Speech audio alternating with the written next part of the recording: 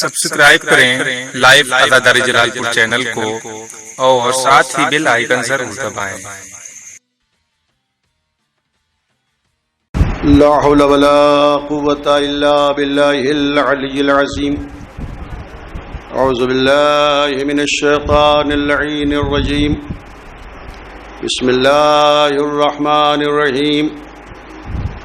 الحمد لله رب العالمين، والصلاة والسلام على أشرف الأنبياء والمرسلين وخاتم النبيين سيدنا ونبينا وشفيعنا طبيب نفوسنا وحبيب قلوبنا ومولانا بالقاسم محمد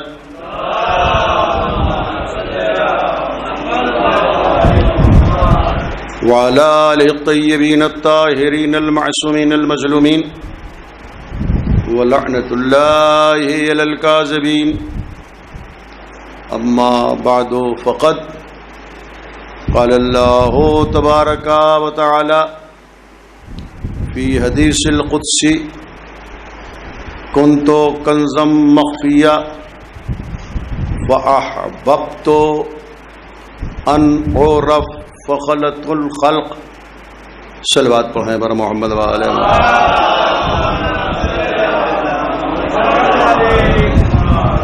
التماس ہے کہ ظفر عباس مرحوم مغفور کے ایصال ثواب کے لیے سورہ حمد اور 3 مرتبہ سورہ توحید کی تلاوت فرمائیں۔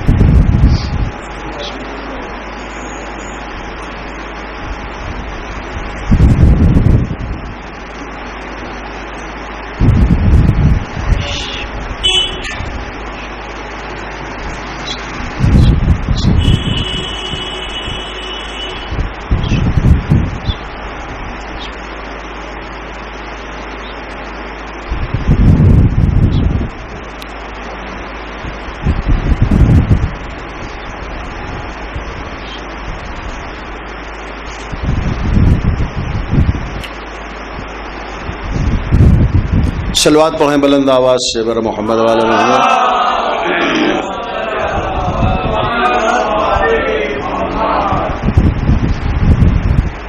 محافظین توحید عنوان بیان ہے۔ محافظین توحید مجلس کا موضوع ہے۔ میں عرض کروں آپ کی خدمت میں کہ توحید کی حفاظت کے لیے، یعنی لا الہ الا اللہ کی حفاظت کے لیے اور اس کی تبلیغ کے لیے 1,24,000 انبیاء آئے اور سب نے حتی المقدور پیغام توحید کو پہنچایا اور لا الہ الا اللہ کا پیغام بندوں تک پہنچانے میں کبھی پتھر کھائے، کبھی دشنام کیا گیا، چاہے وہ جناب نوح ہوں، چاہے وہ جناب داؤد ہوں اور ذوالکفل ہوں، الیسع ہوں۔ لیکن نبیوں کی تاریخ میں سب سے زیادہ جو مسائل سے دوچار ہوئے وہ جناب ابراہیم علیہ السلام۔ حضرت ابراہیم چونکہ اس سے پہلے حضرت موسیٰ کا واقعہ گزر چکا تھا کہ موسیٰ وجود میں نہ آئے، اس لیے 60,000 بچوں کو فرعون نے تہہ تیغ کرا دیا تھا۔ تو جب ابراہیم کی ولادت کا وقت آیا تو ان کی ماں پیدائش کے وقت، ولادت کے وقت ایک غار میں تشریف لے گئیں اور وہیں اللہ کے نبی، اللہ کے رسول حضرت ابراہیم کی ولادت ہوئی۔ ولادت ہوئی غار میں ابراہیم کی، ماں اپنے گھر چلی آئیں۔ اب وہ غار کا دہانہ، اس کی گہرائی سناٹا. کوئی بھی بچہ پیدا ہوتا ہے فوراً غذا کی ضرورت ہے, دودھ کی ضرورت ہے. ماں غار میں چھوڑ کے چلی آئی ہیں تو حضرت ابراہیم کی غذا کیا ہو. وہ پروردگار جو پیدا ہونے سے پہلے بچے کی غذا کا ضامن ہوتا ہے, اس نے حضرت ابراہیم کے انگوٹھے سے دودھ جاری کیا جو 13 سال تک اسی غار میں ابراہیم کی غذا بنتا رہا. 13 سال کے بعد علامہ مجلسی حیات القلوب میں لکھتے ہیں, پہلی جلد میں, جو حالات انبیاء پہ ہے. اب جو 13 سال کے بعد حضرت ابراہیم آئے ہیں غار سے باہر, تو کیا دیکھا کہ چاند چمک رہا ہے, رات کا وقت تھا. تو اب یہ قرآن کی بات ہے نا کہ کیا یہی میرا خدا ہے. لیکن جب رات ختم ہوئی, چاند نادیدہ ہو گیا اور اب دکھائی نہیں دے رہا ہے, تو حضرت ابراہیم نے کہا جو دکھائی دینے کے بعد چھپ جائے وہ ہمارا خدا نہیں. پھر سورج طلوع ہوا اور حد کمال تک پہنچا تو حضرت ابراہیم نے کہا کیا یہی ہمارا خدا ہے. لیکن جب سورج بھی ڈوب گیا تو حضرت ابراہیم نے کہا جو ڈوب جائے وہ ہمارا خدا نہیں ہے. پھر رات آئی, آسمان پر ستارے جھلملانے لگے, لیکن وہی جھلملاتے ہوئے ستارے صبح ہوتے ہوتے جب بجھ گئے تو کہا جو بجھ جائے وہ ہمارا خدا نہیں ہے. یعنی آپ نے غور کیا, یہ قرآن کی آیات ہیں جن کا میں ترجمہ کر رہا ہوں. حضرت ابراہیم نے خدا کو پہچاننے کے لیے بظاہر کائنات کی چیزوں کا سہارا لیا. کبھی سورج کا سہارا لیا, کبھی چاند کا سہارا لیا, کبھی ستاروں کا سہارا لیا. لیکن دعائے ابو حمزہ شمالی ہو یا دعائے صبا ہو, آقا علی ہوں یا امام زین العابدین ہوں, ان کے فقرے یہ ہیں دعاؤں میں عرفتو کا بکا عرفتو کا, معبود ہم نے تجھ کو تجھ سے پہچانا. علی فرماتے ہیں دل علی ذات ہی بذات ہی, وہ خدا کی جو اپنی معرفت کے لیے خود ہی دلیل ہے. تو اہل بیت علیہم السلام نے اللہ کو اللہ سے پہچانا, نبیوں نے اللہ کو کائنات کی چیزوں سے پہچاننے کی کوشش کی. بھئی یہ فرق کیا ہے؟ اصل میں انبیاء اس وقت خلق ہوئے جب اشیاء کائنات تھیں, زمین تھی, آسمان تھا, سورج تھا, ستارے تھے, کہکشاں تھیں, شجر تھے, حجر تھے, پہاڑ تھے, دریا تھے. تو انبیاء اسی لیے اللہ کی معرفت کے لیے کائنات کی چیزوں کا سہارا لے رہے تھے.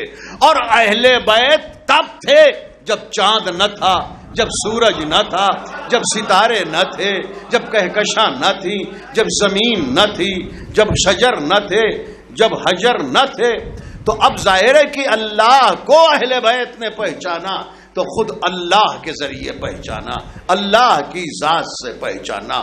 اسی لیے اہل بیت سے بڑا نہ کوئی مبلغ توحید گزرا ہے, نہ کوئی محافظ توحید گزرا ہے.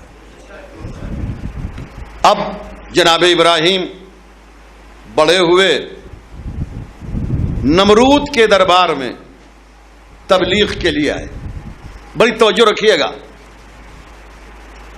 تو نمرود نے پوچھا حضرت ابراہیم سے کہ تم تبلیغ کرنے آئے ہو توحید کی, میں تو خود ہی خدا ہوں. نمرود دیکھیے, 4 لوگوں کو خدا کہا گیا, نمرود کو, فرعون کو, شداد کو, حضرت علی کو. لیکن یہ تینوں خدا وہ ہیں, فرعون, نمرود, شداد, کہ ان کو اگر کوئی خدا نہ کہے تو یہ کمبخت خود قتل کرا دیتے تھے کہ مجھے کیوں نہیں خدا کہہ رہے ہو.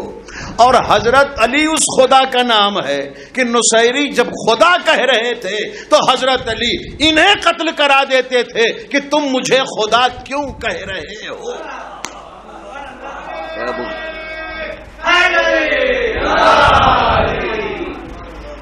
اب آپ سمجھے, علی اس بے نیاز بندے کا نام ہے کہ جو لوگوں کی خدائی کو بھی قبول نہیں کرتا.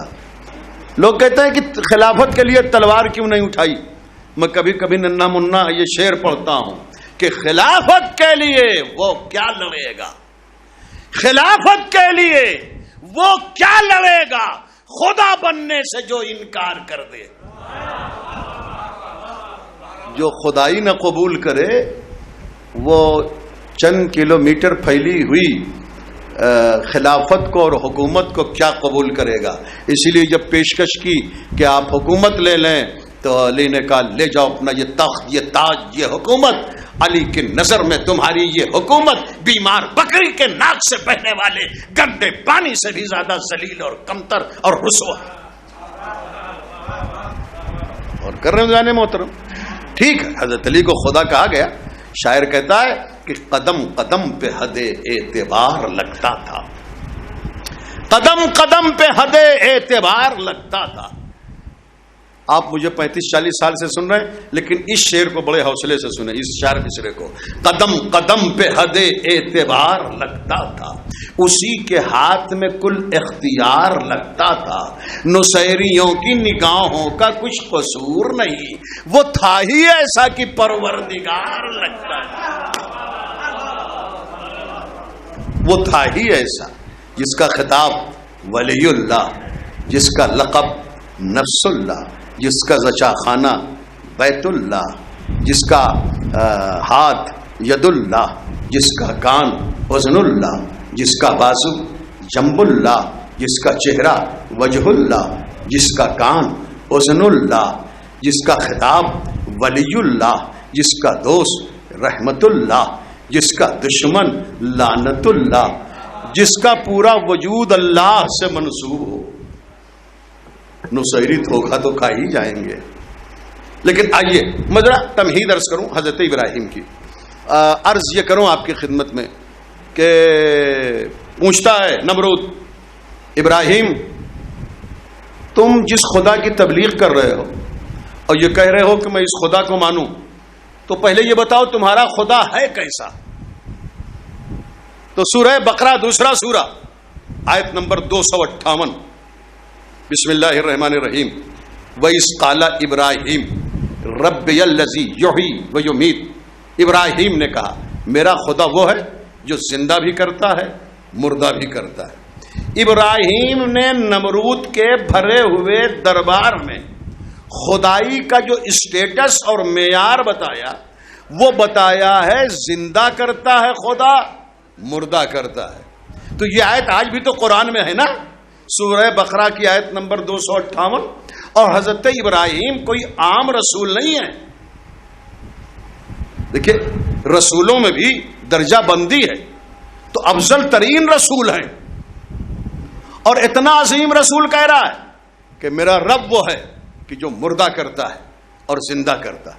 اب مدینے کا واقعہ حضرت علی کا ہے.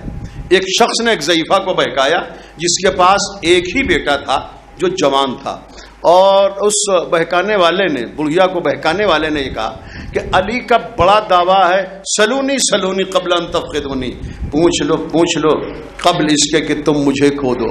تو چلو یہ تمہارا زندہ بیٹا جو ہے اس کو تم کفن پہناؤ, یہ 10,000 درہم لو اور جنازے میں ہم لوگ لے کے جائیں اور علی سے کہا جائے کہ آپ اس کی نماز میت پڑھا دیں.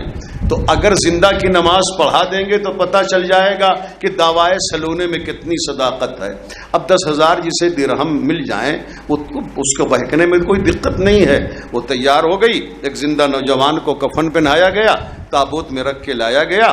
اور مدینے کے ایک بہت مشہور شخص نے حضرت علی سے کہا ایک ضعیفہ ہے اور اس کا یہ اکلوتا بیٹا ہے, مر گیا ہے, آپ اس کی نماز میت پڑھا دیں. اچھا ہم لوگ تو ولی میت سے ایک مرتبہ پوچھ لیتے ہیں کہ بھیا نماز پڑھائیں, 2 بار تھوڑی پوچھتے ہیں, ہم 3 بار تھوڑی پوچھتے ہیں, 1 بار کافی ہے. حضرت علی نے کہا کہ اس کی میت کا ولی کون ہے؟ کہ وہ ضعیفہ ہے جو اس کی ماں ہے. کہ میں اس سے اجازت لوں گا. حضرت علی نے اس سے اجازت لی, ضعیفہ اجازت ہے کہ میں تیرے بیٹے کی نماز میت پڑھاؤں؟ مولا مر گیا ہے تو پڑھا دیجیے. آپ سے اچھا نماز میت پڑھانے کے لیے کون ہے؟ حضرت علی نے کہا واقعاً پڑھا دوں؟ توجہ دینا بھائی، ہاں مولا پڑھا دیجئے۔ حضرت علی نے کہا کیا واقعاً پڑھا دوں؟ مولا پڑھا دیجئے۔ ارے چوتھی مرتبہ علی نے اجازت لی، کیا واقعاً پڑھا دوں؟ تو یہ اجازت نہیں لے رہے تھے، یہ حضرت علی 3 مرتبہ اس کی زندگی واپس کر رہے تھے۔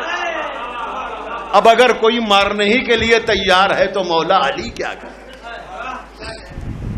اب اس کے بعد جب حضرت علی کھڑے ہوئے، نیت کی نماز پڑھتا ہوں اس میت حاضر پر واجب قربتن اللہ، اب پھر جتنی تکبیریں تھیں دعائیں تھیں سب حضرت علی نے پڑھی، اور جب فراغت ہو گئی نماز سے تب جس نے بہکایا تھا ضعیفہ کو اور حضرت علی سے کہا تھا نماز پڑھا دیجئے، وہ بہت زور سے قہقہا مارا۔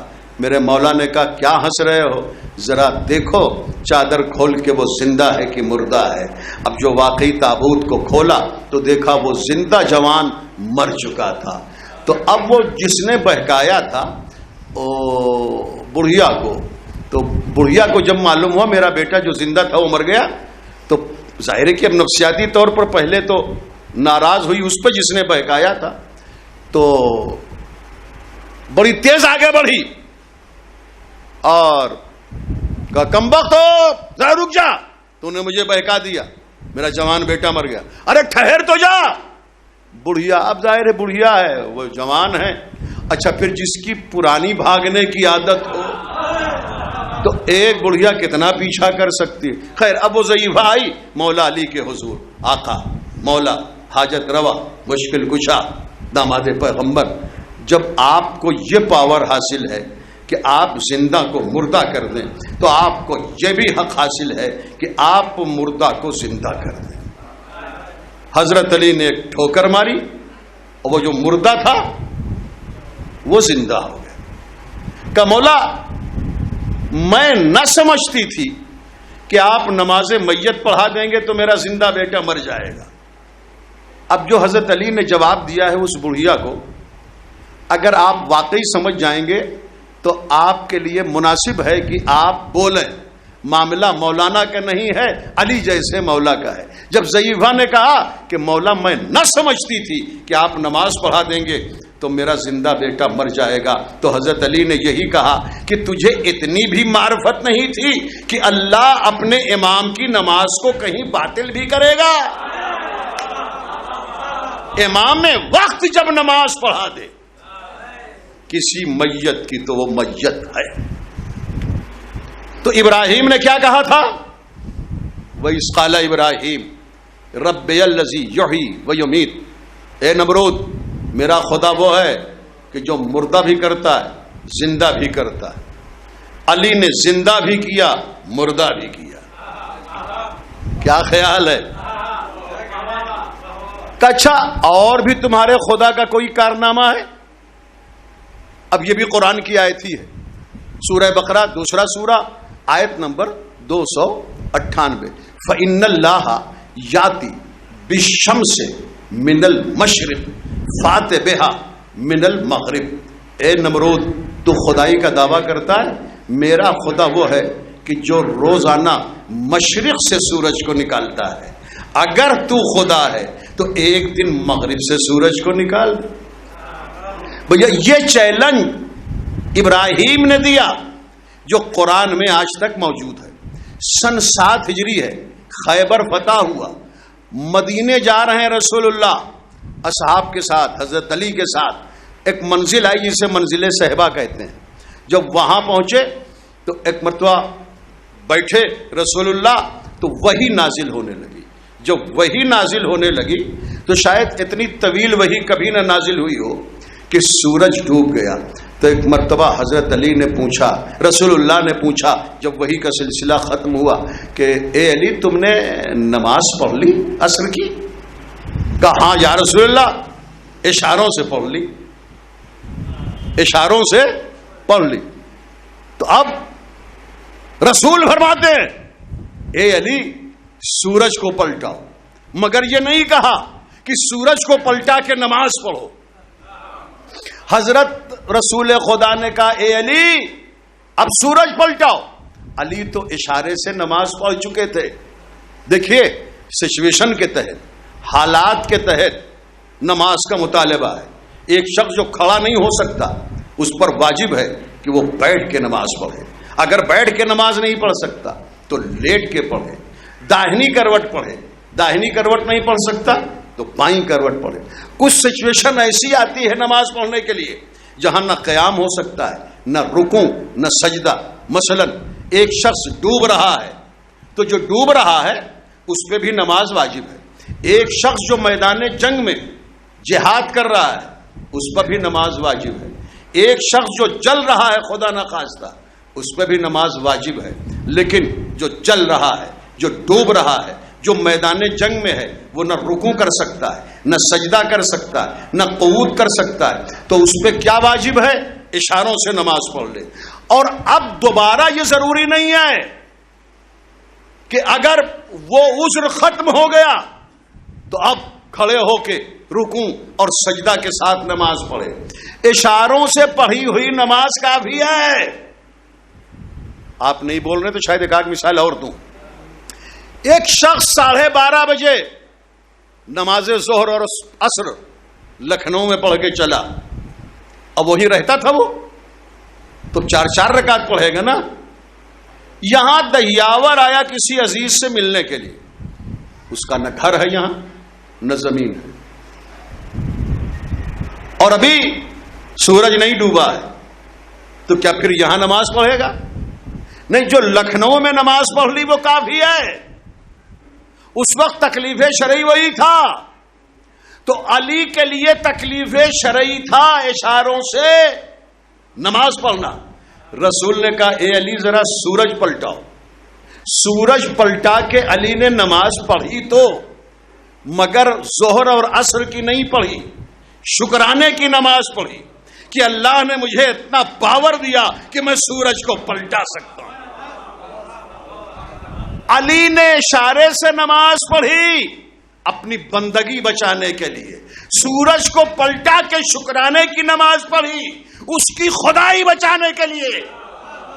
اس لیے کہ ابراہیم جیسے رسول نے یہ چیلنج کیا تھا دربار نمرود میں کہ میرا خدا وہ ہے کہ جو روزانہ مشرق سے سورج نکالتا ہے. اگر تو خدا ہے نمرود تو ذرا مغرب سے سورج کو نکال. تو علی نے تو سورج نکالا نا, ڈوب گیا سورج, پلٹایا. اور اب سورہ شعراء قرآن مجید کا سورہ نمبر 26 اس کی آیت نمبر 28. بسم اللہ الرحمن الرحیم. میں بڑے سکون سے اس لیے مجلس کو اس وقت خطاب کر رہا ہوں کہ ذرا کچھ آیتیں ہیں جنہیں آپ کو سنبھالنا ہے. سورہ شعراء کی آیت رب المشرق والمغرب وما بینہما. اللہ مشرق کا بھی رب ہے, مغرب کا بھی رب ہے, اور مشرق اور مغرب کے درمیان جو چیزیں ہیں ان کا بھی رب ہے. مشرق کسے کہتے ہیں؟ جہاں سے سورج نکلتا ہے. مغرب کسے کہتے ہیں؟ جہاں سورج ڈوبتا ہے. یہ ہے سورہ شعراء کی آیت. اور اب سورہ رحمان قرآن مجید کا سورہ نمبر 55 اس کی آیت نمبر 17. بسم اللہ الرحمن الرحیم. رب المشرقین و رب المغرب ہے. خدا 2 مشرقوں کا رب ہے, خدا 2 مغربوں کا رب ہے. بھائی مشرق تو روزانہ ایک ہی بنتا ہے, مغرب تو روزانہ ایک ہی بنتا ہے. سورج کیا 2 مرتبہ نکلتا ہے, 2 مرتبہ ڈوبتا ہے؟ نہیں, ایک مرتبہ نکلا مشرق سے, مغرب میں ڈوب گیا. تو ایک ہی مشرق ہے, ایک ہی مغرب روزانہ ہے. مگر اب سورہ رحمان کی آیت ہے رب المشرقین و رب المغربین. خدا 2 مشرقوں کا رب ہے, خدا 2 مغربوں کا رب ہے. یہ 2 مشرق کب بنے, یہ 2 مغرب کب بنے؟ جس کے لیے خدا کہہ رہا ہے کہ میں اس مشرق کا بھی رب, اس مشرق کا بھی رب, اس مغرب کا بھی رب, اس مغرب کا بھی رب. تو اصل میں جس دن سن 7 ہجری میں علی نے ڈوبے ہوئے سورج کو پلٹایا تھا, اس دن ایک مشرق اور بنا تھا, ایک اللہ والا تھا, ایک علی والا تھا. اور جب ڈوبا تھا تو اللہ والا سورج ڈوبا تھا, علی نے پلٹایا تو ایک مغرب اور بنا.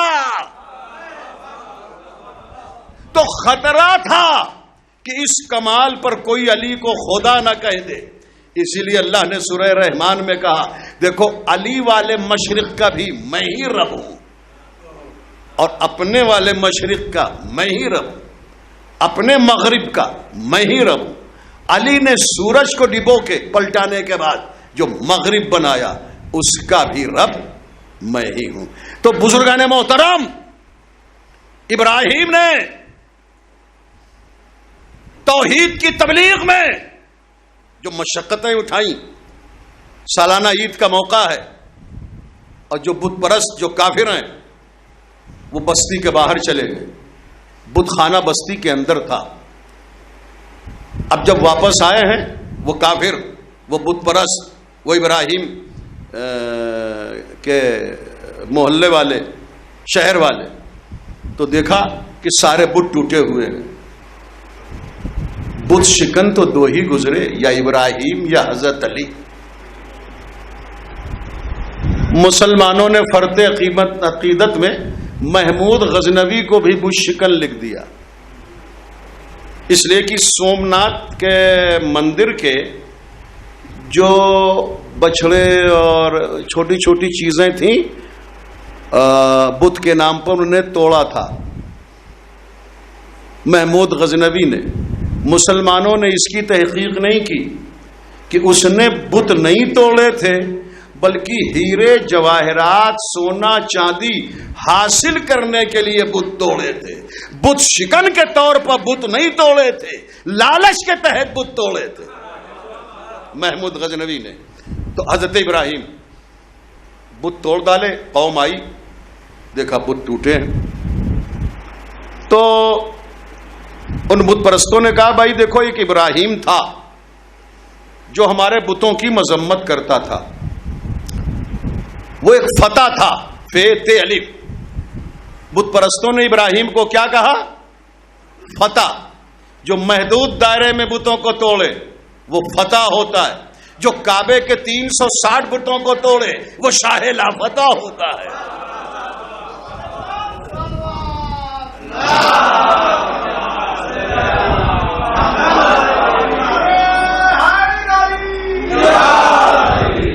اب 20-25 بت پرست آئے اپنے اپنے گھروں سے نکل کے ابراہیم علیہ السلام کی تلاش میں. اب جو آئے ابراہیم مل گئے اپنے دروازے پر. نام سنتے تھے, کبھی روبرو دیکھا نہیں تھا ابراہیم کو کہ یہی بت شکن ہے, یہی ابراہیم ہے. تو پوچھا ابراہیم سے تم ہی ابراہیم ہو, تمہیں نے ہمارے بت توڑے ہیں؟ تو حضرت ابراہیم نے کہا کہ بھائی دیکھو تم ہمارے, بھائی بڑی توجہ, جہاں جہاں لوگ ہیں باہر اور جدھر بھی بیٹھے ہیں ذرا ان جملوں کو صرف سنیں نہیں بلکہ سنبھالیں, ذہن میں محفوظ رکھیں. تم ہی ابراہیم ہو, تم ہی بت شکن ہو. تو حضرت ابراہیم کہتے ہیں, دیکھیے توحید کی تبلیغ کا کیا نرالا انداز ہے ابراہیم کا. دیکھو میرا ماحول یہ ہے, میرا طریقہ یہ ہے کہ جو بھی کوئی میرے دروازے پہ آ جاتا ہے پہلے میں کھانا کھلاتا ہوں پھر بات کرتا ہوں. تو میں دسترخوان بچھاتا ہوں اور تم لوگ آؤ میرے دسترخوان پر کھانا کھاؤ. کہا پہلے بتا تو دو کہ ابراہیم تو نہیں ہو. کہا بتاؤں گا میں کون ہوں مگر پہلے میرا اپنا طریقہ تو پورا ہو جائے. کہا اچھا ٹھیک ہے ابراہیم, تو کھانا کھلاؤ. کھانا کھلایا. کہا اچھا بتاؤ ابراہیم کو جانتے ہو؟ انا ابراہیم. توجہ ہے کہ نہیں بھائی سب کی؟ میں ہی تو ابراہیم ہوں. تو ان بت پرستوں نے کہا ابراہیم تو نے بڑی پرابلم میں ڈال دیا ہمیں. ارے بھائی میں نے کھانا کھلایا, کیا پرابلم؟ کہا نہیں, تمہارا نمک کھا لیا ہے. ہم کافر ہیں مگر پریشان ہیں کہ جس کا نمک کھایا ہے اس کے خلاف کوئی قدم کیسے اٹھائیں. کافر ہو کے اتنا احساس تھا جس کا نمک کھاؤ اس کے ساتھ نمک حرامی نہ کرو. بزرگان محترم, تو تم ہی ابراہیم ہو, تمہارا ہم نے کھانا کھا لیا. ابراہیم اب تمہیں ایک کام کرنا پڑے گا کہ تم نے جو کھانا کھلایا ہے اس کی قیمت لے لو. ارے عجیب بات کر رہے ہو، بھلا میزبان مہمان سے کھانے کی قیمت لیتا ہے؟ کم مگر لینا تو پڑے گا۔ جب بہت اصرار کیا تو ابراہیم تیار ہوئے کہ اچھا چلو، میں نے جو کھانا کھلایا ہے اس کی قیمت میں لوں گا، مگر جیسے تمہاری شرط ہے کہ قیمت لو، ویسے میری شرط ہے جو قیمت بتاؤں وہ ادا کرو۔ آئے ہائے، باہر کے لوگ توجہ دیں۔ ہاں ابراہیم بتاؤ تمہارے کھانے کی قیمت کیا ہے؟ کہ میرے کھانے کی قیمت یہ ہے کہ میرے خدا کا ایک سجدہ کرو، یہی میرے کھانے کی قیمت ہے۔ تو وہ جو 15-20 آدمی تھے، 25 آدمی، سب بت پرست، کہ یار یہ تو نہیں ہوگا، ہم جس کو مانتے ہیں اس کو مانتے، ہم تو ابراہیم کے خدا کو مانتے ہی نہیں، تو ابراہیم کے خدا کے لیے سجدہ کیسے کریں؟ یہ نہیں ہو سکتا، یہ پاسبل نہیں۔ مگر انہی بت پرستوں کی انجمن میں ایک سمجھدار ممبر تھا۔ سب بیوقوف ہوں تو پرابلم آتی، 2-4 سمجھدار ہوں تو انجمن کا بیلنس برابر رہتا۔ اب 1-2 تھے سمجھدار بت پرستوں میں، کہا کیوں ٹینشن لے رہے ہو؟ ارے بھائی دل کو محفوظ رکھو بتوں کی محبت کے لیے، ابراہیم کا دل رکھنے کے لیے ظاہری طور پر اس کے خدا کی خاطر پیشانی کو، جبین کو خاک پر رکھ دو، کام چل جائے گا، ابراہیم کا بھی دل رہ جائے گا، ہمارا بھی کام چل جائے گا۔ ہاں یہ آپشن اچھا ہے۔ چنانچہ ان 2-3 بت پرستوں کے مشورے سے سارے 20-25 لوگ سجدے میں گر پڑے۔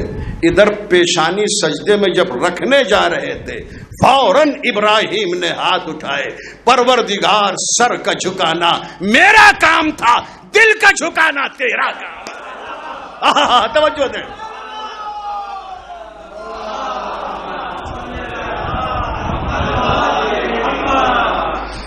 اس طریقے سے وہ جتنے تھے سب خدا پرست ہو گئے، اور جب خدا پرست ہو گئے تو پھر آپ جانتے ہیں کہ حضرت ابراہیم کو نمرود نے کہا یہ تو بڑی دقت کر رہا ہے ابراہیم، آگ میں ڈال دو، نہ رہے بانس نہ بجے بانسری، جل کے خاک ہو جائے۔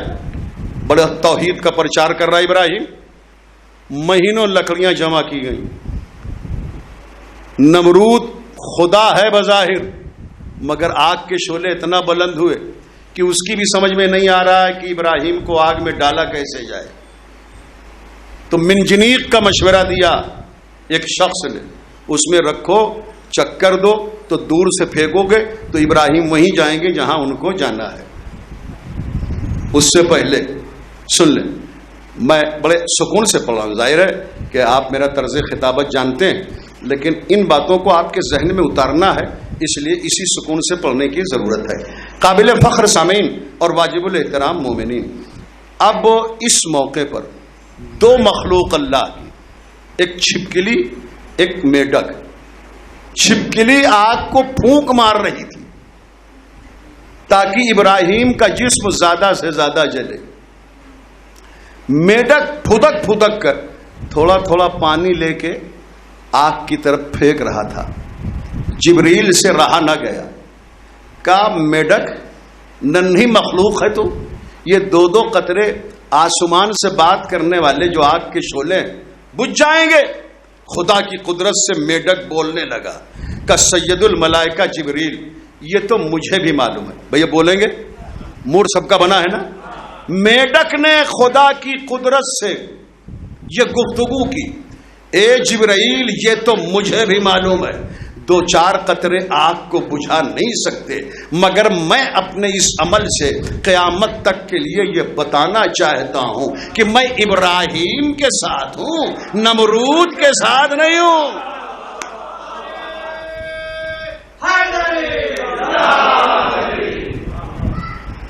بزرگان محترم، محرم کا چاند آج نمودار ہوگا اور ہم محرم منائیں گے۔ یہ اور بات ہے کہ اس شان سے منانے کے آثار نہیں ہیں، مگر محرم عزاداری کا تعلق دل سے ہے، نہ بھیڑ سے ہے، نہ مجمع سے ہے، نہ دکھاوے سے ہے۔ میرے مولا اے زہرا کے لال، کریم ابن کریم حسین ابن علی. ہم فرش عزا اس طرح نہیں بچھا سکتے جو اس کا حق ہے. جو ماتم کا حق ہے ہم ماتم نہیں کر سکتے, جو گریے کا حق ہے وہ نہیں کر سکتے, لیکن فرش عزا اور آپ کی یاد میں مجلس منعقد کر کے ہم یہ اعلان ضرور کریں گے, حسین ہم تمہارے ساتھ ہیں, یزید سے ہمارا کوئی لینا دینا نہیں ہے. صلوات پڑھیں بر محمد والے.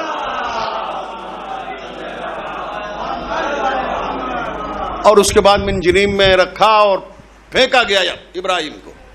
جبریل آئے, ابراہیم مدد کی ضرورت ہے.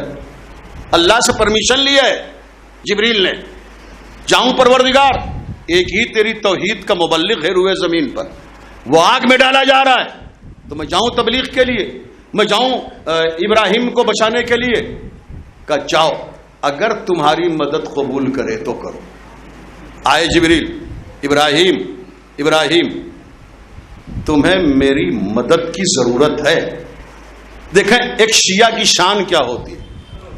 خدا نے حضرت ابراہیم کے لیے کہا سورہ صافات میں جو 37واں سورہ ہے, وَإِنَّ مِن شِيَّتِهِ لَإِبْرَاهِيمَ, ابراہیم علی کے شیعوں میں تھے. اور علی کا شیعہ مجبور بھی ہو تب بھی وہ بے نیاز ہوتا ہے, ہاتھ نہیں پھیلاتا. اوہ پیغام پہنچا کہ نہیں بھائی؟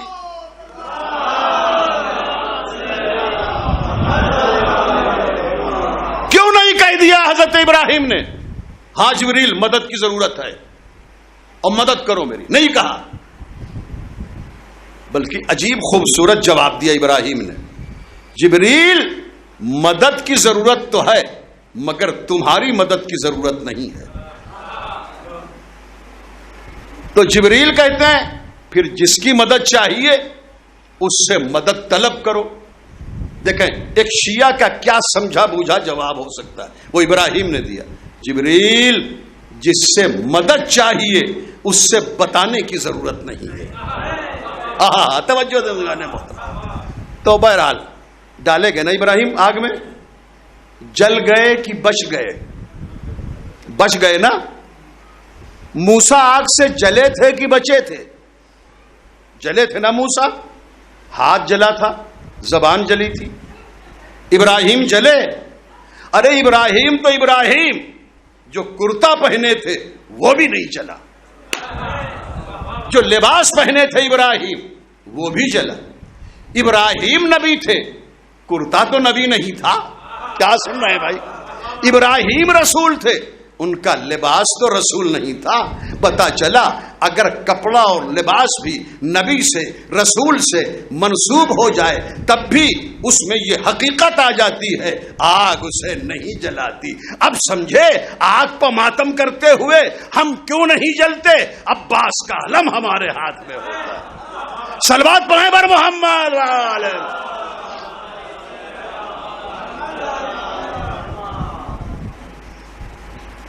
صادق علیہ محمد نے ارشاد فرمایا آواز نہیں خرچ کروں گا مگر اس کی ویلو کو آپ سمجھیں. صادق علیہ محمد سے پوچھا گیا مولا دو نبیوں کے واقعات ہمارے سامنے ہیں, ایک موسیٰ کا ایک ابراہیم کا. تھوڑی سی آگ میں موسیٰ جل گئے, اتنی زیادہ آگ میں ابراہیم نہیں جلے, اس کی وجہ کیا ہے؟ دیکھتا ہوں دھیمی آواز میں میٹر کے وزن کو آپ کتنا محسوس کرتے ہیں. ہمارے مولا صادق علیہ محمد نے ارشاد فرمایا اصل میں موسیٰ اس لیے جل گئے ان کی زبان اور ہاتھ کہ ان کے صلب میں ہمارا نور نہیں تھا. ابراہیم اس لیے نہیں جلے کہ ان کے صلب میں ہمارا نور منتقل ہوتا ہوا ہے. صلوات پڑھیں بر محمد والے.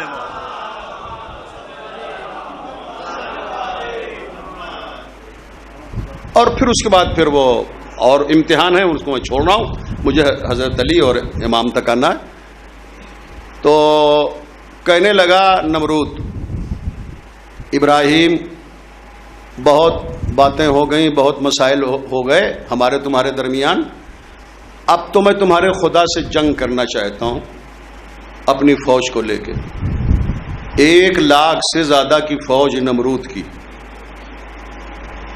کسی فوجی کے ہاتھ میں خنجر، کسی کے نیزہ، کسی کے تلوار، ڈھال، خود، مسلح.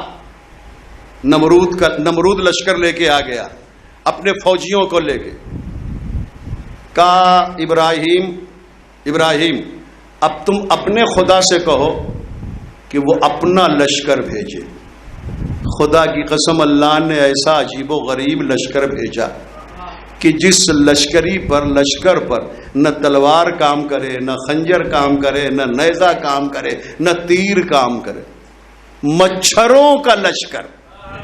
ہائے توجہ دے بھائی. مچھروں کا لشکر. لاکھوں کی تعداد میں خدا نے نمرود کا مقابلہ کرنے کے لیے ابراہیم کے چیلنج پر مچھروں کا لشکر بھیجا. اب یہ جو مچھر تھا وہ ایک ایک فوجی کی ناک میں گھس رہا تھا اور وہ وہیں ڈھیر ہو رہا تھا. جیسے وہ ابابیلوں کا جب لشکر آیا تھا اور کنکری کے ذریعے ابرہا کے فوجی ڈھیر ہو رہے تھے.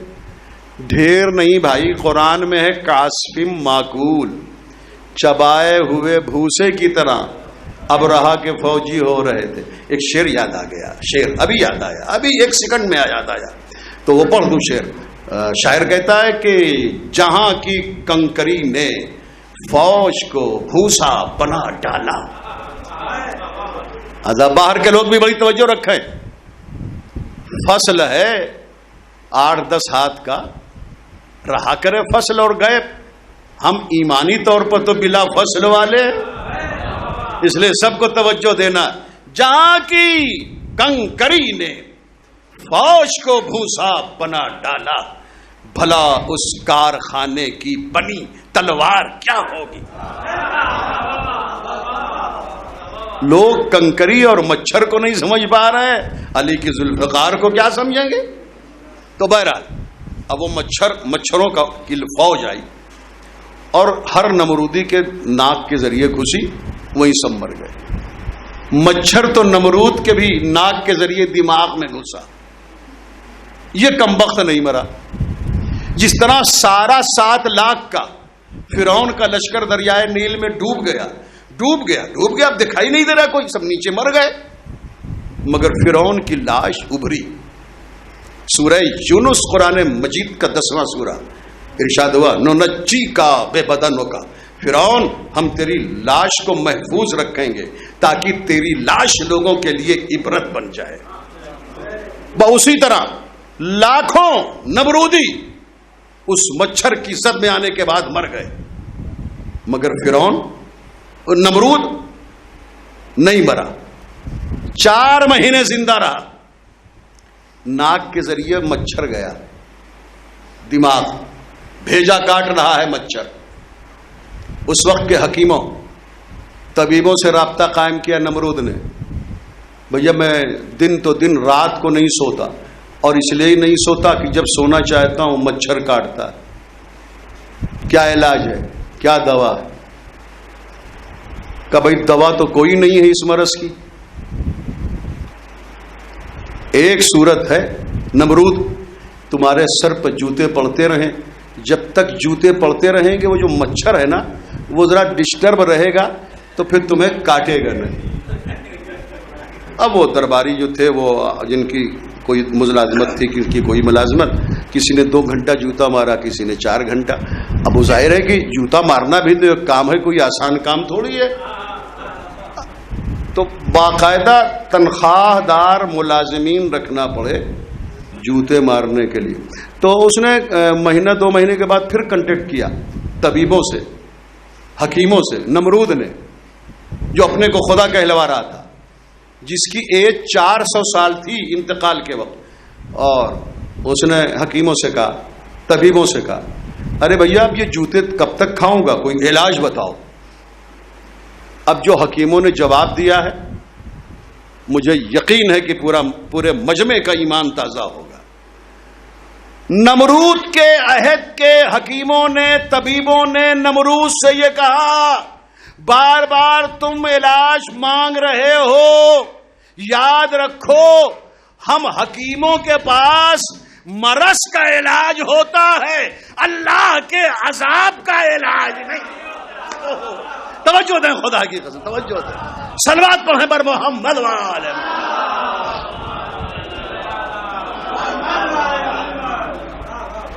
تو یہ ہے جناب ابراہیم علیہ السلام کی توجہ تبلیغ میں، لا الہ الا اللہ کا پیغام پہنچانے میں، اور اس کے بعد سلسلہ آگے بڑھتا رہا۔ ہر نبی نے تبلیغ کی، توحید کی، یہاں تک کہ ہمارے آخری رسول محمد عربی صلی اللہ علیہ وآلہ وسلم نے توحید کی تبلیغ میں پتھر کھائے، دشنام ترازی ہوئی، مگر تبلیغ دین سے باز نہیں آئے۔ اور پھر اس کے بعد اماموں کا سلسلہ ہے، جس میں حضرت علی علیہ السلام، حکیم بو علی سینا نے یہ کہا کہ میں نے تو خدا کو پہچانا ہی ہے علی کے سجدوں کے ذریعے، کہ کوئی خدا ہے جسے علی جیسا عظیم بندہ سجدہ کر رہا ہے۔ دیکھیں مولا علی کا مسئلہ بڑا نازک ہے۔ امام شافعی جو پورے ایک فرقے کے امام ہیں، ان کا یہ کہنا ہے مات الشافعی ولم ادر علی ربہ ام ربہ اللہ، شافعی مر گیا مگر یہ فیصلہ نہ کر سکا اس کا رب اللہ ہے کہ علی ہے۔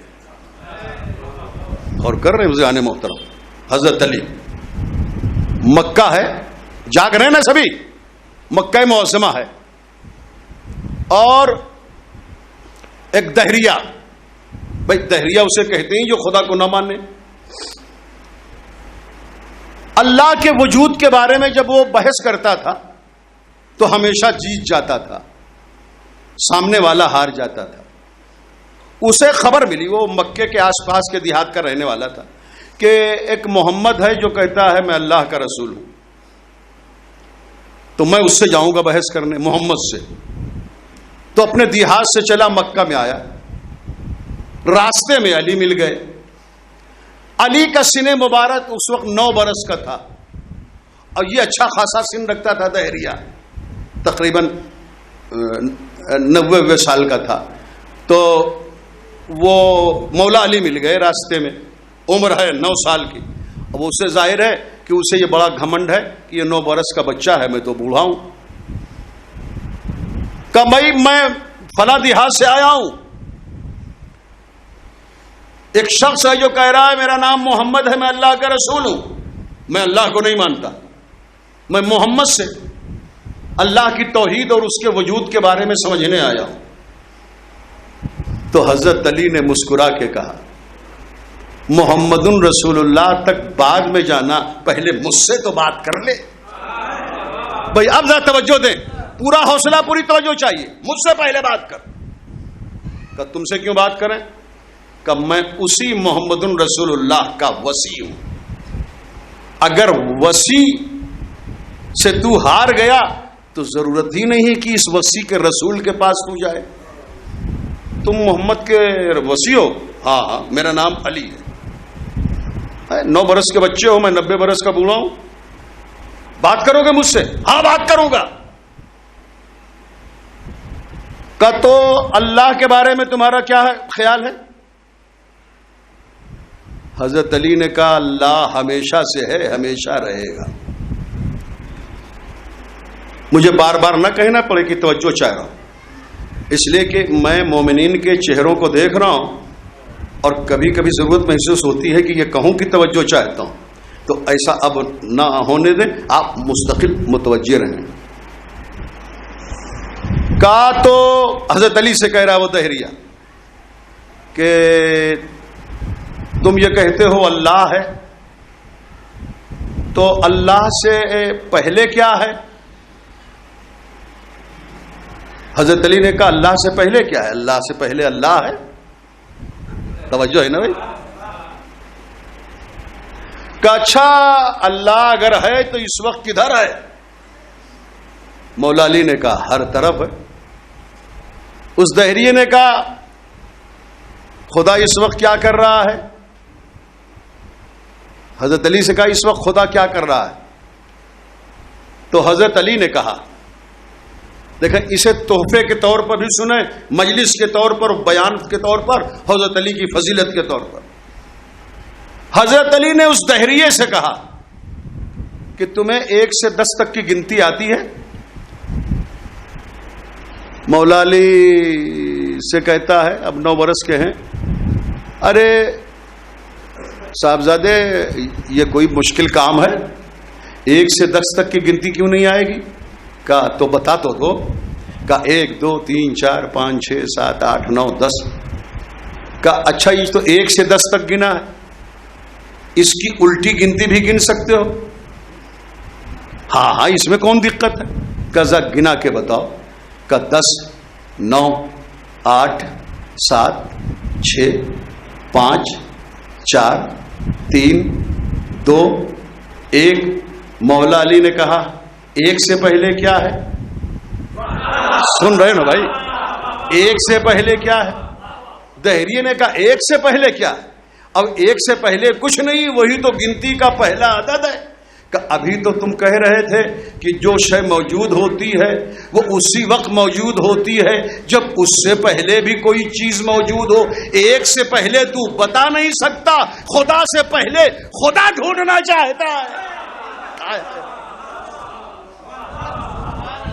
اور پھر علی نے ایک چراغ جلایا۔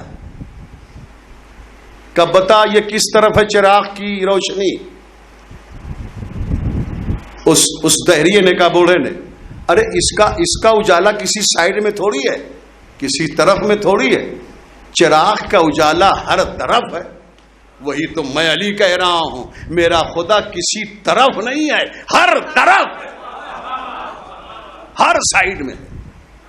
اور اے دہریے، اے 90 برس کے بوڑھے دہریے، اس میں تو میرا مہدی حسن وائس کا کوئی کمال نہیں، آپ کے ایمان اور مولا کی محبت کا تقاضا ہے کہ سب بولیں گے۔ اس نے، مولا علی نے کہا، او دہریے، ابھی تو کہہ رہا تھا مجھ سے، مجھ علی سے، کہ تمہارا خدا کیا کر رہا ہے، تو سن، اس وقت میرا خدا 9 برس کے بچے کے ذریعے 90 برس کے بوڑھے کو ذلیل کر رہا ہے۔ توجہ دیں، صلوات پڑھیں عظمت علی برور محمد۔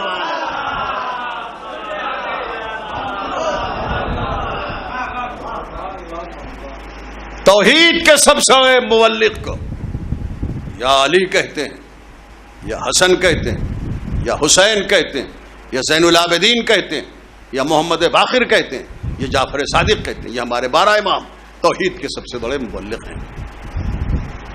امام زین العابدین، ان کی کتاب کا نام ہے صحیفہ سجادیہ،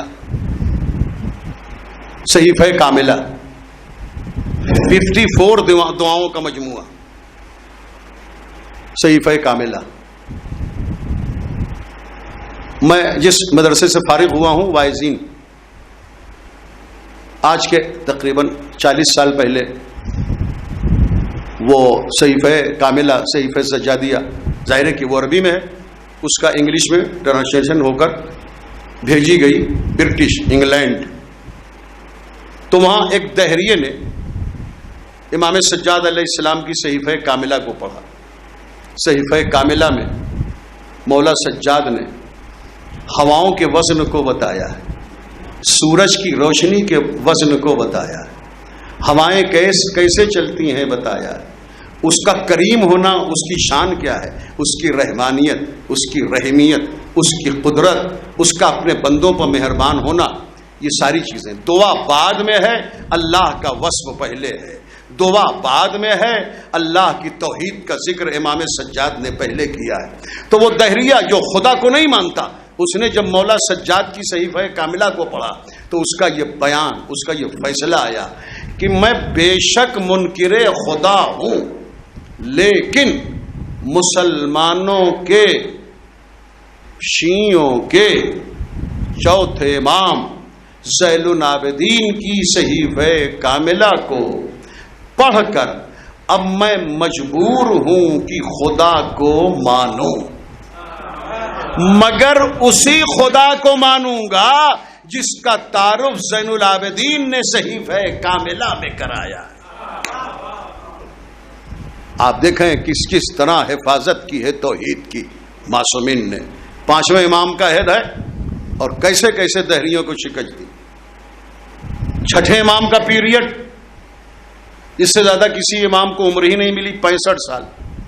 مدینے کی یونیورسٹی جس میں 4000 اسٹوڈنٹس علم حاصل کر رہے تھے، علم اصول، علم منطق، علم فلسفہ، علم کیمیا، علم ارضیات، علم سماوات، دنیا بھر کا علم تھا، جس میں جابر بن حیان جیسا سائنٹسٹ وجود میں آیا، امام جعفر صادق علیہ السلام کا شاگرد۔ تو کتنی بڑی درسگاہ تھی، اور اس وقت دور دراز کے دہریے آتے تھے جو خدا کو نہیں مانتے تھے۔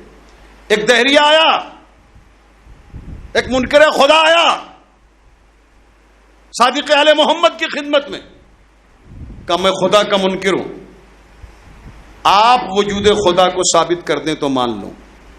تو مولا علی نے نہج البلاغہ میں فرمایا ہے کہ تم ہر ایک سے اس کی عقل کے مطابق گفتگو کرو۔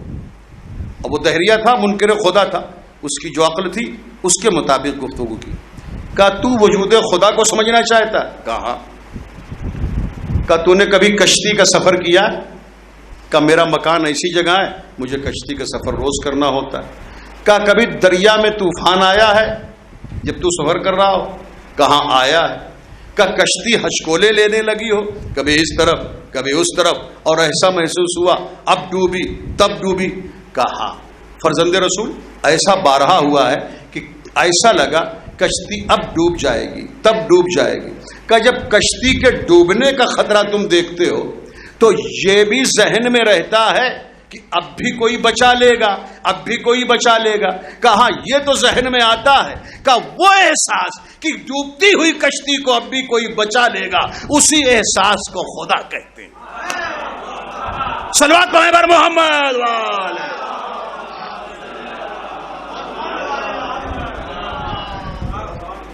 ایک دہریہ تھا منکر خدا، اس کا نام تھا عبداللہ دیسانی۔ کیا نام تھا؟ جاگ رہے ہیں بھائی سب، نہ بولیں مگر سر ہی ہلا دیں۔ عبداللہ دیسانی دہریہ تھا، خدا کا منکر تھا، اللہ کے وجود کا قائل نہیں تھا، اللہ کو نہیں مانتا تھا، جانتا ہی نہیں تھا اللہ کوئی چیز ہے۔ وہ جس سے گفتگو کرتا تھا وجود خدا کے بارے میں، یہ جیت جاتا تھا عبداللہ دیسانی۔ وہ کہتا تھا یوں ہی دنیا آپ وجود میں آ گئی، سورج اپنے آپ نکل جاتا ہے، ڈوب جاتا ہے، ایک ماحول ہے، ہوائیں چلتی ہیں رک جاتی ہیں، ایک سچویشن بنتی ہے، پانی برستا ہے رک جاتا ہے، کوئی خدا نہیں، کوئی ہواؤں کو چلانے والا نہیں، کوئی پانی کو برسانے والا نہیں ہے، کسی طاقت کے تحت سورج ڈوبتا نہیں ہے، طلوع نہیں کرتا، اپنے آپ ہے۔ صادق آل محمد کے پاس آیا، کہ ہر ایک سے میں جیت گیا، میرے چاہنے والے تمہارے پاس لے کے آئے ہیں جعفر صادق، میں خدا کو نہیں مانتا، میں اللہ کو تسلیم نہیں کرتا، میں ہر ایک سے جیتا ہوں، اور یہ یقین ہے کہ تمہارے پاس آیا ہوں تو جیت کے جاؤں گا۔ مولا صادق نے سر اٹھایا، کہ پہلے اپنا نام بتا۔ جیسے ہی مولا نے نام پوچھا، اس نے سینکڑوں اپنے چاہنے والوں سے کہا بھائی جلدی سے اٹھ جاؤ۔ ارے کوئی بحث نہیں کرو گے؟ صادق آل محمد سے کوئی گفتگو نہیں کرو گے اللہ کے وجود کے بارے میں؟ اس نے کہا جلدی اٹھو۔ ہو گئی گفتگو، ہو گیا مناظرہ، امام جیت گئے، میں ہار گیا۔ کہ جب کوئی گفتگو نہیں ہوئی تو تم ہارے کیسے؟ امام صادق جیت سے کیسے؟ کہ میرے بیٹھتے ہی اس نے مولا نے پوچھ لیا، صادق نے، امام صادق نے، کہ تمہارا نام کیا ہے؟ تو میرا نام تو عبداللہ ہے۔ اب اگر نام بتاؤں اور اگر وہ کہہ دیں کہ جب کوئی اللہ نہیں ہے تو تو اس کا عبد کہاں سے ہو گیا؟ اوہ توجہ دے خدا کی، ایک ذرا صلوات پڑھیں بر محمد والے۔ میں بہت شکر گزار ہوں آپ حضرات کی توجہات کا، لیکن اب وقت کے دامن میں گنجائش ہے بھی، لیکن چونکہ اذان کے وقت میں ایک 20-22 منٹ اور باقی ہیں تو میں گفتگو کو یہیں پر مجبوراً روک رہا ہوں۔ اور اب یہ ہمارا جو عنوان ہے محافظین توحید، تو ہر نبی نے توحید کی حفاظت کی، ہر امام نے توحید کی حفاظت کی، مگر جس طرح امام حسین نے توحید کو بچایا، ڈاکٹر سر علامہ اقبال نے کہا کہ نقش اللہ بر صحرا نوشت، سطر عنوان نجات ماں نوشت۔ حسین نے اپنے خون کی دھاروں سے لا الہ الا اللہ کو کربلا کے تپتے صحرا میں لکھا۔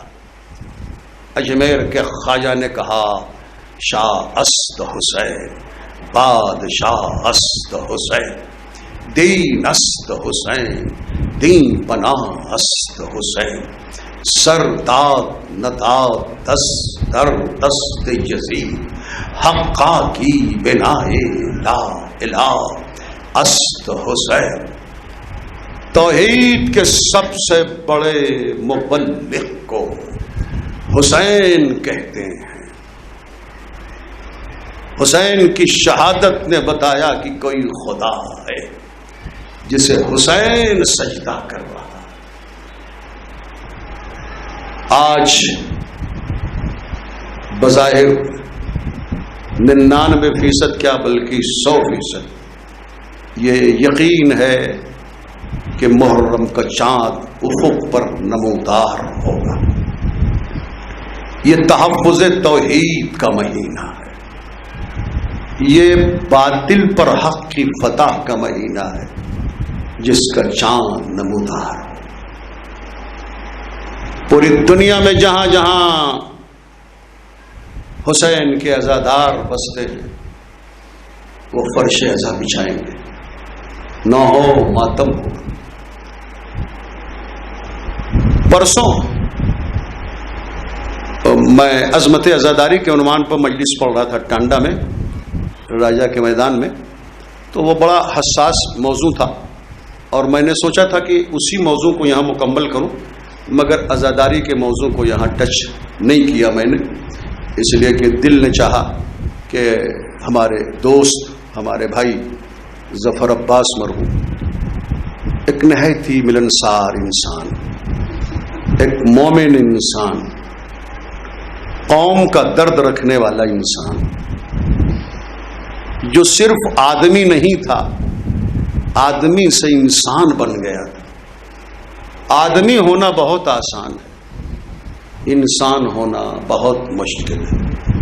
مرزا غالب نے کہا کہ گرچہ دشوار ہے ہر کام کا آسان ہونا، آدمی کو بھی میسر نہیں انسان ہونا۔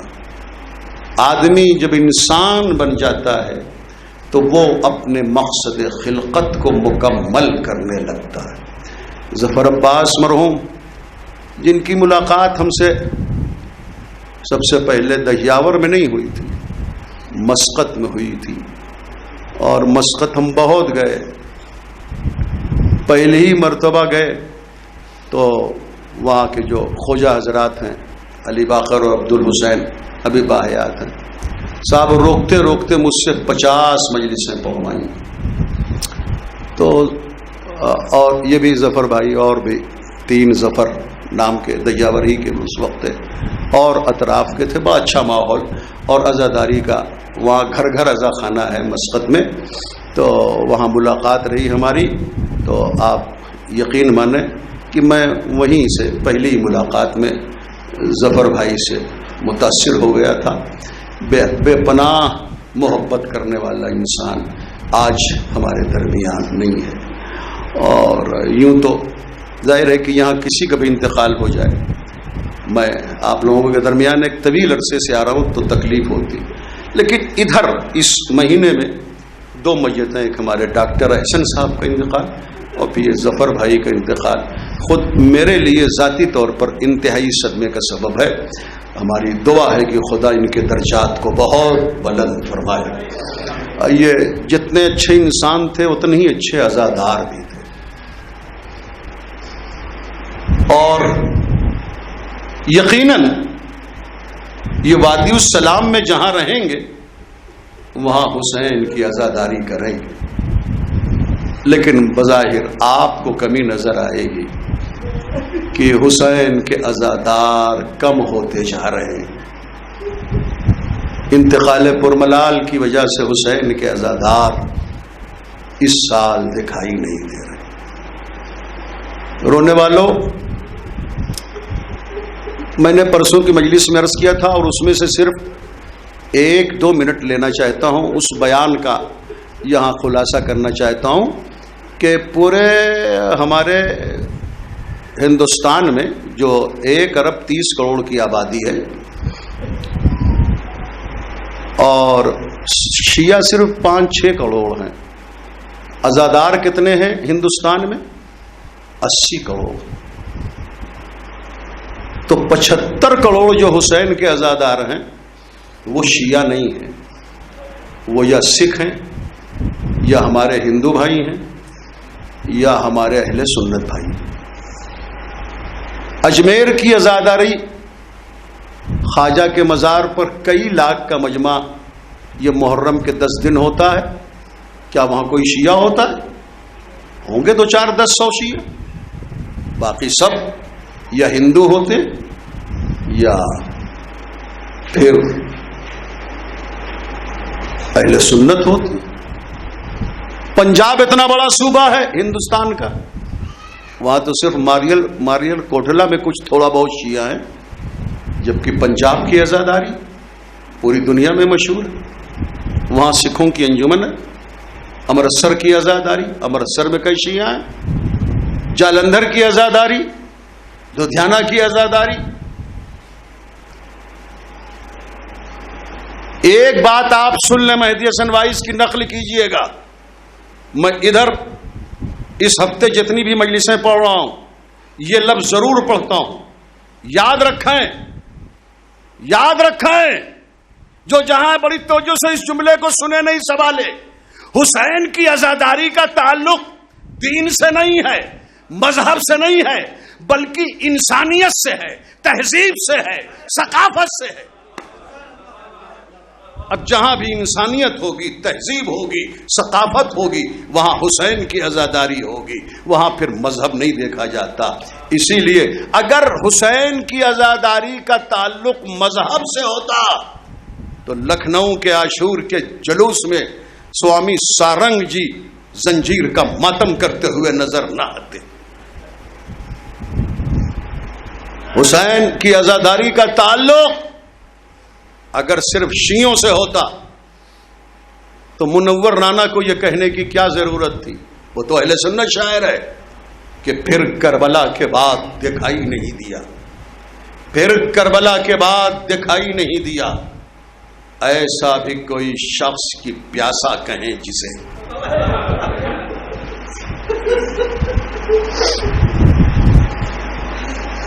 بس آپ سے اجازت لے کے وہ 2 منٹ مکمل کر دوں جو میں نے کہا کہ میں نقل کر رہا ہوں. اہل سنت شاعر راحت اندوری، ابھی اسی ہفتے اس کا انتقال ہوا. خاندان زہرا کا بڑا عقیدت مند تھا راحت اندوری، اور خاندان زہرا میں بالخصوص جناب عباس علیہ السلام سے بڑی عقیدت رکھتے تھے. ہندوستان کا سب سے بڑا عباس ڈے غالباً میری معلومات میں الہ آباد میں ہوتا ہے، اور اس میں وہ بلائے جاتے تھے خاص طور سے. اور جناب عباس کی شان میں کیا کیا شعر کہے راحت اندوری نے. کہتے ہیں کہ بڑا غرور ہے دریا کو اپنے ہونے پر. راحت اندوری کا شعر ہے، بڑا غرور ہے دریا کو اپنے ہونے پر. شاید ہونے پر کے لفظ پر توجہ کم ہے تو میں 1 منٹ دے دوں. بڑا غرور ہے دریا کو اپنے ہونے پر کہ میں دریا ہوں، مجھ میں چمک، مجھ میں تمک ہے، مجھ میں روانی ہے، مجھ میں آب و تاب ہے، مجھ دریا میں گہرائی ہے، گہرائی ہے، میں لوگوں کی پیاس بجھاتا ہوں. تو دریا کو اپنے ہونے پر بڑا، راحت کہتے ہیں بڑا غرور ہے دریا کو. جناب عباس گویا کہہ رہے ہیں بزبان ممدوح، بزبان عباس. راحت اندوری نے یہ شعر کہا ہے کہ بڑا غرور ہے دریا کو اپنے ہونے پر، جو میری پیاس سے الجھے تو دھجیاں اڑ جائیں. جو میری پیاس سے الجھے تو دھجیاں الجھے. فراق گورکھپوری ہندو شاعر مگر حسین کا عزادار. فراق گورکھپوری رگھوپتی سہائے فراق گورکھپوری نے. ایک طویل فہرست ہے ہندو شعرا کی، سکھ شعرا کی. اکبر حیدر کاشمیری نے ایک کتاب لکھی ہندو مرثیہ گو شعرا. ان ہندو مرثیہ گو شعرا کے مرثیے میں نے بھی پڑھے. روپ کماری کا مرثیہ، ہندو ہے وہ خاتون، روپ کماری نام ہے، کیا غضب کا مرثیہ ہے. جھنو لال دلگیر ہندو شاعر، شام غریباں کی مجلس میں اگر جھنو لال دلگیر کا نوحہ نہ پڑھا جائے تو جیسے شام غریباں کی مجلس تشنا رہتی ہے. اور وہ کیا ہے نوحہ جھنو لال دلگیر کا؟ گھبرائے گی زینب، گھبرائے گی زینب.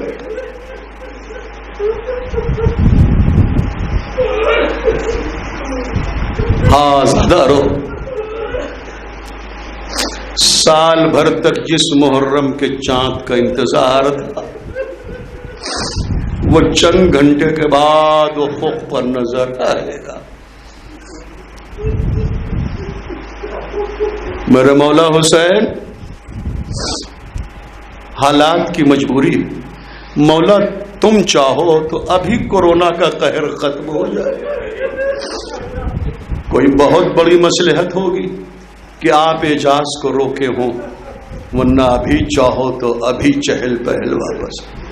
لیکن مولا ہم حالات سے مجبور ہو کے اگر اس طرح فرش ازاں نہ بچھا پائے جیسے ہر سال بچھاتے تھے، اگر ہم اس طرح ماتم نہ کر سکے جیسے ہر سال کرتے تھے، اگر ہم اس طرح سبیلیں نہ پلا سکے، مولا ہمارے پاس آپ کی عطا بہت ہے.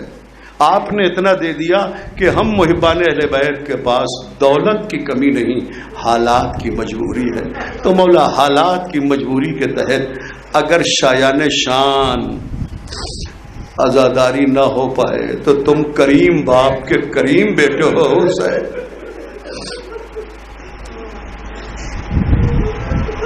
ایک حسین کا ذاکر دعا کر رہا ہے آپ کے لیے. میرے اللہ ان تمام عزاداروں کو ہر طرح کی آفات سے، بلیات سے، بیماریوں سے محفوظ رکھتے ہوئے ان کو صحت و سلامتی عطا فرما. جہاں جہاں بھی اہل بیت کے چاہنے والے ہیں ان کی جان مال عزت و آبرو کی حفاظت فرما. میں اس وقت اب یہاں سے جو بیان کر رہا ہوں وہ استقبال ماہ محرم کے طور پر مصائب پڑھ رہا ہوں، اس لیے میں مصائب پڑھنے میں کوئی کمی نہیں کروں گا. مجھے یا آپ کو یہ کیا یقین کہ اب اس طرح مجمع کیسے بنے اور اس طرح زہرا کے لال کا ذکر ہو سکے. میری ماں اور بہنوں، میری مجلسیں آپ سنتی رہتی ہیں مگر ذرا یہاں سے خصوصی طور پر سنو. میں کربلائے معلّہ میں محرم کے 10 دن رہا، پہلی محرم سے 12 محرم تک. اس کے بعد بھی گیا کربلا، لیکن یہ محرم کی جو 10 دن ہے بڑا وہاں سناٹا رہتا ہے، ایک عجیب اداسی رہتی ہے، ہو کا عالم رہتا ہے. لیکن اور جائیے سال بھر تو چہل پہل ہے. کربلا میں رونق ہے، بھیڑ ہے، مجمع ہے، ہجوم ہے. مگر کربلا میں عاشورہ کربلا کی مخصوصی نہیں ہے بلکہ 40 چہلم کربلا کی مخصوصی ہے. تو میں بہت پریشان تھا کہ میں آیا ہوں اپنے مولا کی دربارگاہ میں، یہ محرم کے 10 دن یہ سناٹا کیوں ہے، یہ ہو کا عالم کیوں ہے، یہ رونق میں کمی کیوں ہے. تو پھر وہ واقعہ مجھے کسی نے بتایا کہ مولانا بات یہ ہے کہ ایک مرتبہ خود مولا حسین اپنے حرم کے متولی کے خواب میں آئے تو متولی نے پوچھ لیا خواب میں، میرے مولا حسین آخر یہ آپ کے حرم میں محرم کے 10 دن سناٹا کیوں رہتا ہے، اداسی کیوں رہتی ہے؟ تو مولا حسین نے اس متولی سے خواب میں کہا، اے میرے حرم کے متولی اور خادم، تجھے یہ معلوم ہونا چاہیے کہ میں محرم کے 10 دن کربلا چھوڑ کر ہندوستان چلا جاتا ہوں. مجھے ہندوستان کی آزاداری بہت پسند. تو 10 دن ہمارا مہمان بننے والا آقا اب ہمارے درمیان آیا جائے گا. عزاداروں، میں پھر ایک مرتبہ دوہرا دوں کہ حسین کے عزادار ہندوستان میں تقریباً 80 کروڑ، مگر عزادار 80 کروڑ ہیں، شیعہ 5-6 کروڑ. احمد آباد شہر میں عاشور کا جو جلوس اٹھتا ہے اس میں 400 تعزیے اٹھتے ہیں. 50 تعزیے صرف شیعوں کے ہوتے ہیں، 350 تعزیے اہل سنت کے ہوتے ہیں یا ہندو بھائیوں کے ہوتے ہیں. کچھوچا شریف محرم کے 10 دن عزاداری ہوتی. کہاں شیعہ ہوتے ہیں؟ کچھ 10 20 50، وہاں لاکھوں کا مجمع. اور 25 محرم سے جو کچھوچا کا عرس ہوتا ہے مخصوص سالانہ عرس، تو 25 محرم شہادت امام زین العابدین ہے. آپ جا کے معلوم کیجئے کچھوچا میں سنی حضرات امام سجاد کا تابوت برآمد کرتے ہیں. پھر عرض کرو، حسین کی عزاداری کا تعلق مذہب سے نہیں ہے، تہذیب سے ہے، ثقافت سے ہے، انسانیت سے.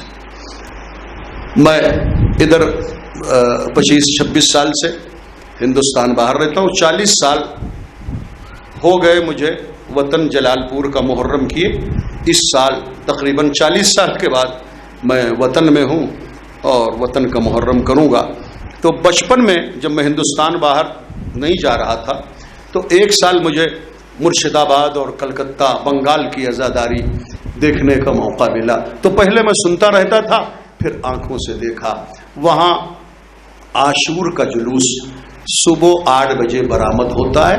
تو پوری رات 20 کلومیٹر 25 کلومیٹر کا فاصلہ طے کر کے ہندو خواتین عورتیں لٹیے میں دودھ لے کے حسینی جلوس میں شرکت کے لیے آتی ہیں. اور جب آتی ہیں تو ذوالجنا کا انتظار کرتی ہیں. یہاں تک کہ جب ذوالجنا آتا ہے تو وہ عورتیں جو اپنے ہاتھ میں دودھ لیے رہتی ہیں لٹی میں، ہندو عورتیں، مسلمان عورتیں نہیں ہوتی، وہ گھوڑے کی سموں پر دودھ ڈالتی ہیں. تو وہاں آپ کسی سے پوچھ بھی لیجئے جو میں کہہ رہا ہوں، 3-4 کلومیٹر کا جو حصار ہے جلوس کا، پوری سڑک دودھ کی طرح سفید نظر آتی. اتنے دودھ نچھاور کیے جاتے ہیں. اور جب ہندو خواتین سے کوئی پوچھتا ہے کہ یہ تمہارے دودھ کے سموں کے پر نچھاور کرنے کا مقصد کیا ہے، تو وہ عورتیں اس سوال پر تو پہلے روتی ہیں اور روتے ہوئے جواب دیتی ہیں کہ تمہیں نہیں معلوم حسین بابا کا ایک 6 مہینے کا بچہ تھا جو 3 دن کا پیاسا تھا. حسین بابا نے اپنے بچے کے لیے پانی مانگا تھا مگر جواب میں تیر ملا تھا. ہم ہندو ہیں لیکن لٹیے میں دودھ لا کے سموں پر لٹا کر یہ بتانا چاہتی ہیں کہ حسین بابا اگر آپ کا بچہ ہندوستان آ گیا ہوتا تو پیاسا نہ رہتا. رونے والوں، اب آج جو محرم کا چاند نمودار ہوگا تو میں گزارش کروں گا آج شرما شرما کے نہ رونا، آج گھڑ گھڑ کے نہ رونا، آج تکلف سے نہ رونا. میں امید کرتا ہوں کہ رونے کا موقع ملے گا، لیکن کیسے ملے یہ کچھ طے نہیں. کم سے کم آج کی اس مجلس میں رونے کا موقع ملا ہے تو زہرا کو ان کے لال کا پرسا دو. 2 مہینے 3 مہینے کے بچوں کو وہ ہندو عورتیں گھوڑے کی سموں پر ڈال دیتی ہیں. وہاں کی پولیس، وہاں کا ایڈمنسٹریشن جو کہتا جلدی اٹھاؤ کہیں بچہ کچل نہ جائے، تو وہ عورتیں ذرا غصے میں آ جاتی ہیں. کا کیا بکتے ہو؟ تمہیں نہیں معلوم یہ اولاد حسین بابا کی دی ہوئی ہے.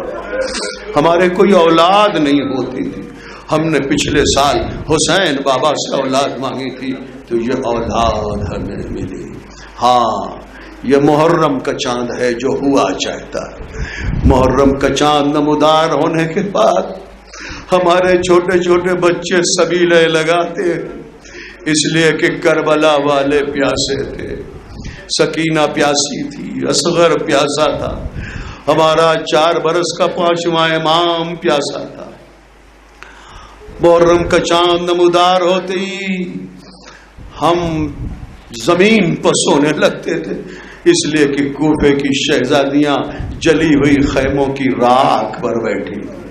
ابھی محرم کا چاند نمودار ہوگا سورج ڈوبنے کے بعد تو فوراً ہماری مائیں اور بہنیں ہاتھوں کی چوڑیاں توڑ ڈالیں گی, زیورات اتار لیں گی, کانوں میں جو بندے ہیں وہ اتار دیں گی, رنگین لباس اتار کے کالے لباس پہن لیں گے. میری ماں اور بہنوں, ایسا کرنا اس وقت واجب ہوتا ہے جب شوہر مر جائے کسی عورت کا, جب سہاگ اجڑ جائے کسی عورت کا, تو پھر واجب ہے کہ وہ بندے نہ پہنے کانوں میں, واجب ہے کہ وہ سرما نہ لگائے.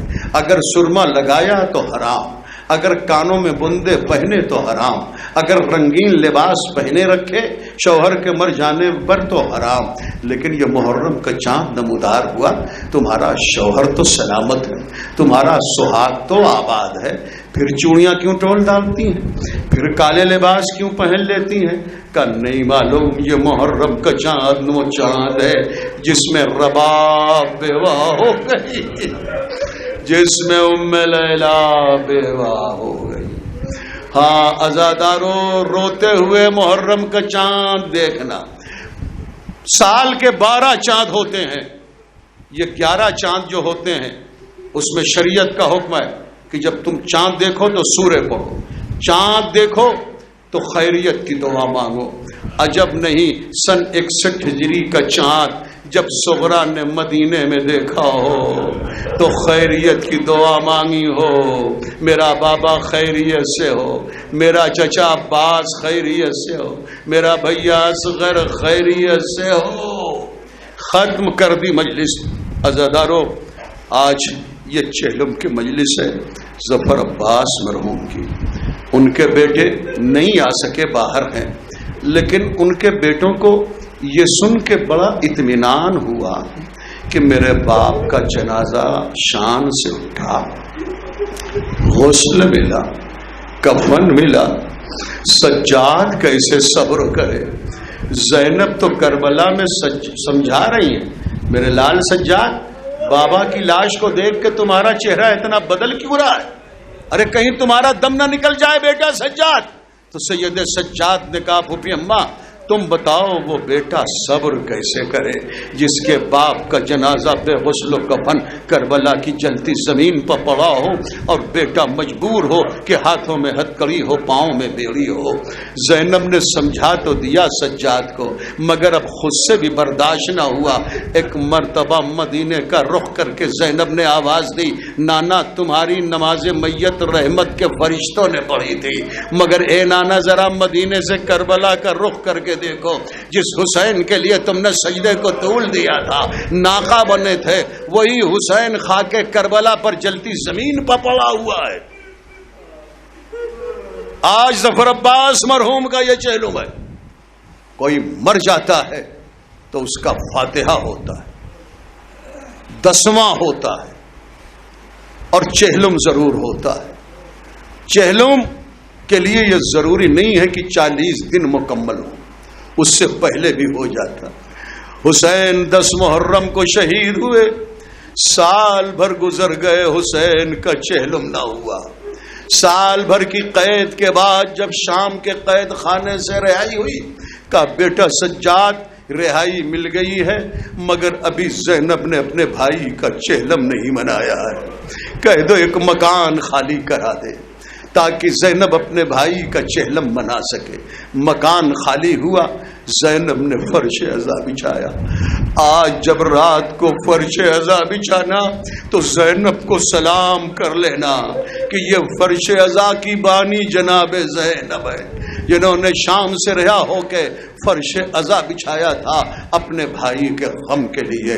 7 دن تک ماتم ہوا ہے چہلم کے عنوان سے، اور پھر لٹا ہوا قافلہ شام سے جب کربلا آیا ہے تو وہاں بھی زینب نے یہی کہا ہے۔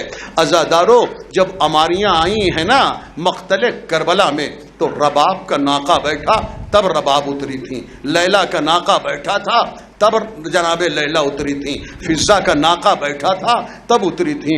لیکن کربلا میں 20 صفر سن 62 ہجری کو جب زینب نے بھائی کی قبر دیکھی تو ناقے کے بیٹھنے کا بھی انتظار نہیں کیا، اپنے کو ناقے کی بلندی سے گرا کے کہا میرے غریب برادر اٹھو، تیری بہن تیرا چہلم منانے آئی ہے۔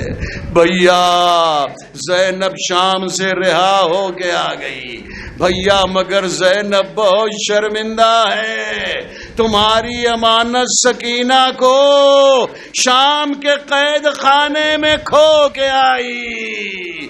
ایک ایک بی بی ماتم کر رہی تھی مگر رباب کو اصغر کی قبر نہ ملی۔ رباب نے رو کے کہا بیٹا سجاد اصغر کہاں ہے؟ کہا ماں نہ قبر بنائی نہ گنج شہیدہ میں بابا کے سینے پر لٹا دیا۔ میرا بھیا بابا کے سینے پر آرام کرے گا۔ سیعلم الذین ظلموا أَيَّ مُنقلب